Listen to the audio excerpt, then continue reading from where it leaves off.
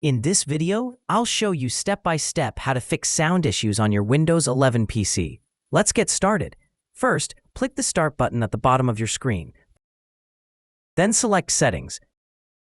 If you don't see it, you can also search for Settings in the search bar. Once you're in Settings, go to the System tab on the left side, then click Sound. Under the Output section, make sure the correct playback device is selected. Sometimes Windows automatically switches to a different output. For example, if your system is outputting through a microphone or a disconnected device, you won't hear any sound.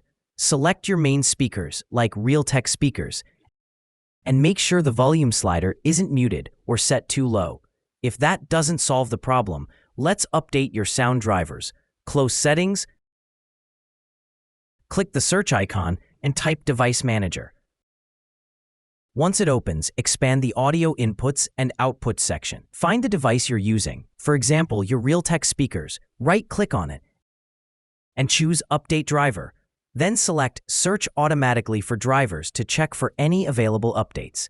If the issue started after a recent update, you can try rolling back the driver. To do that, right-click the device again, go to Properties, Driver, and click Roll Back Driver if available. Sometimes reverting to the previous version can restore sound functionality. If you've tried all these steps and still have no sound, open the Get Help app on your computer. Type No Sound. Then click on the suggestion that appears. Windows will ask for permission to run automated diagnostics. Click Yes, and it will scan and attempt to fix the issue for you. And that's it. Your sound should now be working again. If you found this video helpful, don't forget to like, subscribe, and hit the notification bell for more tutorial updates. Thanks for watching.